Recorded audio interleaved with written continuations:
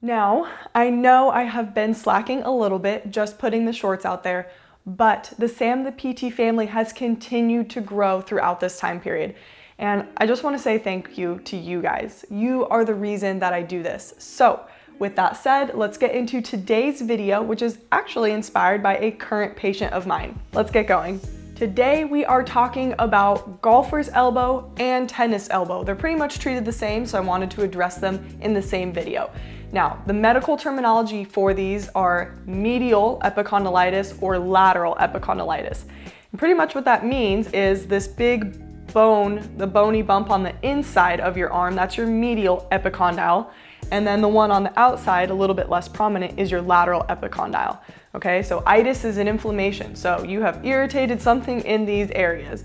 Now, the reason it's called golfer's or tennis elbow is because when you're golfing, that spot is very prone to a lot of force through there. Tennis could also be that same position, but tennis in the backswing, there's a lot of elbow and wrist extension that goes into that, and that can really aggravate the lateral epicondyle. So what is really irritated in these conditions?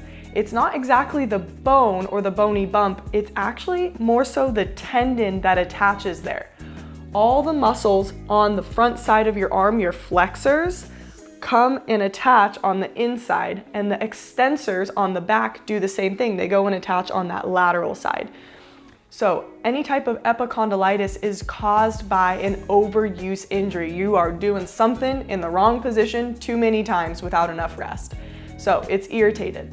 So today I want to discuss how to help this. These are the first steps I would give one of my patients, and that I do give my patients if they have one of these conditions. So let's get into some of the exercises. But before we get to the exercises, first things first, you guys gotta stop pissing it off, okay? If you are gonna continue to do what bothers it, it will never get better. I always tell my patients you have to remove the aggravating factor, okay? If it hurts to golf and you are continuing to golf numerous times a week, it's not gonna get better. So people get this from typing, people get this from, all the different types of sports. Cycling, you have to stop irritating it in these first stages. It is inflamed and it needs to calm down. Next recommendation I wanna give you guys is icing. So icing helps with inflammation, and since this is a tendinitis and epicondylitis, that's gonna be the inflammation. So icing can really help bring that down. It might make you feel a little bit more stiff, so I wouldn't do it maybe before you need to use your arm a lot, but afterwards when things are pretty irritated and you wanna calm it down, icing is gonna be really helpful. You can just put a small ice pack on the inside or the outside of your arm wherever it hurts. Just make sure you put a layer in between so you're not gonna burn the skin. And icing a few times a day can actually really help bring down the inflammation. So a really good way to help loosen up the muscles is massage it with a ball here. So I have a lacrosse ball, but sometimes a tennis ball can work just as well. It can get into those little muscles a little bit better. So just a note, there are two things about my setup that I do not want you to do at home just because I'm limited here. A squishy table is not going to be as good because you can't dig in as much. So your bed, probably not the best place to do this. I would do it on more of like a hard table. Second thing is, my chair is really high here. I don't want you bending over and doing this for too long. A lot of this stuff comes from bad posture. So the more that you can be upright, the better. I know you aren't spending too much time in this position, but I just wanted to make that note. So I have my lacrosse ball here, and what I want you to do is, if it's your medial epicondyle, the inside of your elbow, you want to massage your flexors, your wrist flexors on the palm side. So what you're going to do is put your ball, your lacrosse ball or your tennis ball down, and just roll those muscles out. You do not want to go on the bone here, so keep it to the muscles, keep away from anything that feels like it's a nerve or it really hurts, and you are just going to your tolerance there. Actually, you can do either side for both of them just because it feels good. Now I'm gonna flip it. Now I'm on my extensors here. I'm gonna go up and down, staying away from any bony areas, putting as much pressure as I can tolerate here, and this actually feels really good. You can even pause and kind of go up and down with the wrist, do a little bit of an active release on both sides. You should do this for about maybe 2 minutes on each side, a few times a day.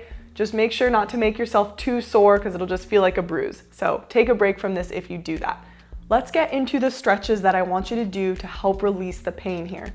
So the first one is going to be wrist stretches. Now, there is a caveat with this one. If it is too painful to do, don't do it at the very beginning. You can wait until things are a little bit less aggravated, but I do want to show it to you because it's a great stretch to do. So the first one is going to be for the extensors. So to stretch something, you want to go the opposite way of the contraction. Okay, so I'm going to have my elbow out straight, and then I'm just going to slowly bring my wrist down until I feel a really good stretch. Now you should feel it here. If it is just like radiating, like pulsing, intense pain right on the spot, you're not ready for it. Okay, so I'm going to do about 5 seconds here. And then I like to alternate, and I'm going to flip over and I'm going to do my flexors now. I'm stretching the flexor muscles of the forearm.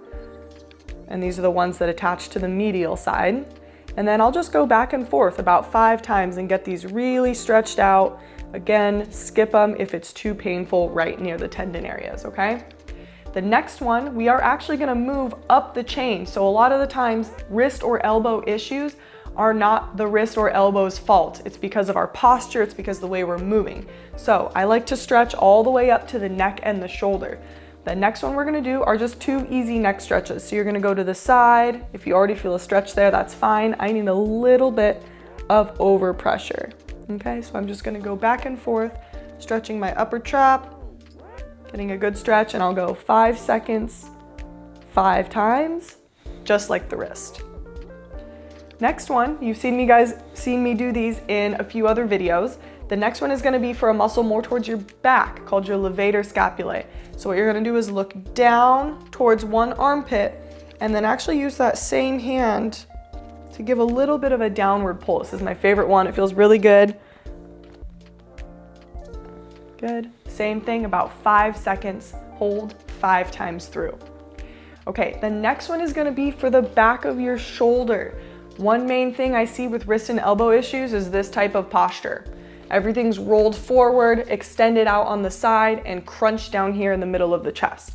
So the next 2 stretches are going to address that. This one I call is just your posterior cuff stretch. Just this typical one you see everyone doing before they warm up. Bring the arm across the chest, pull it, and I feel a stretch right in the back here. Make sure we're not hunching the shoulder up.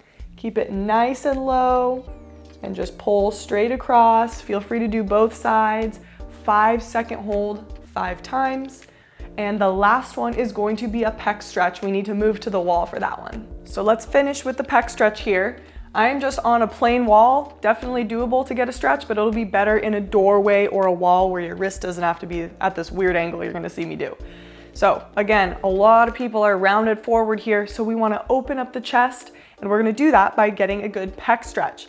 So start in a high position, you're just gonna twist your body away, and I feel a really nice stretch through my chest here. Bring it down to a middle position, and you should feel the stretch come straight across now. And then we're gonna go down into a low position, and this is gonna bring the stretch right up underneath my collarbone, my clavicle here. And then you're gonna go back and do 5 times through.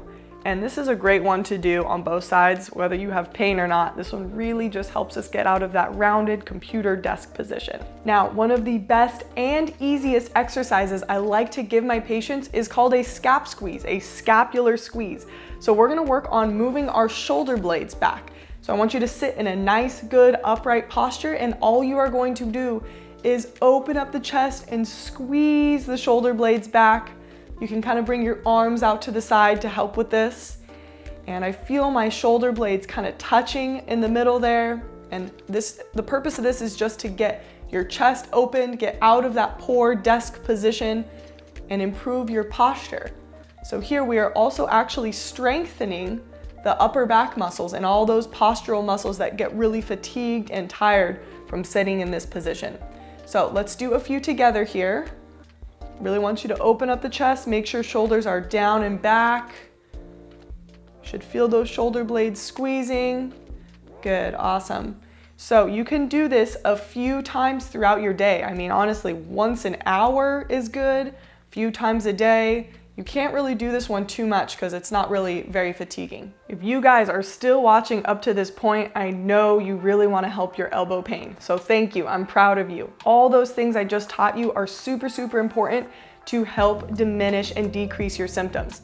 Now, why did this happen in the first place, and how do we prevent it from coming back again? This all comes back into posture and ergonomics.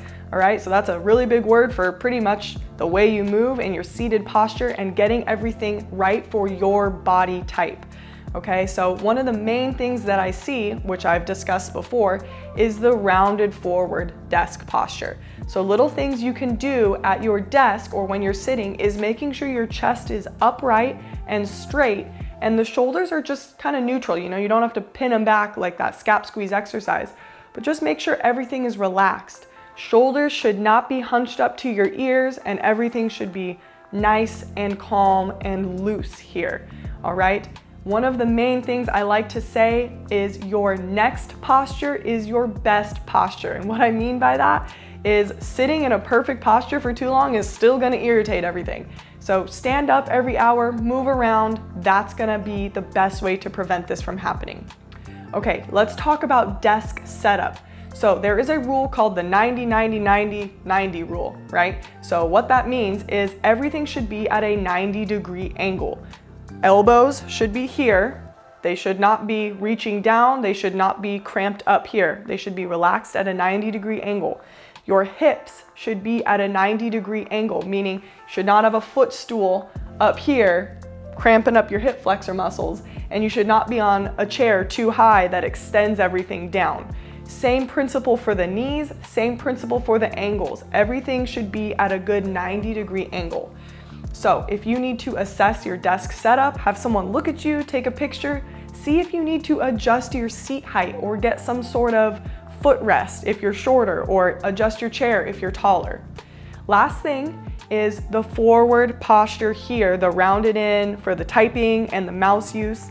Now there are really good modified ergonomic mice that you can use, and you can find it on Amazon. They're super weird. It's gonna take you a while to get used to them, but they are actually rotated up like this, and you use your thumb and you move them around. So you can see what that does is it opens up the hand and rotates the arm open.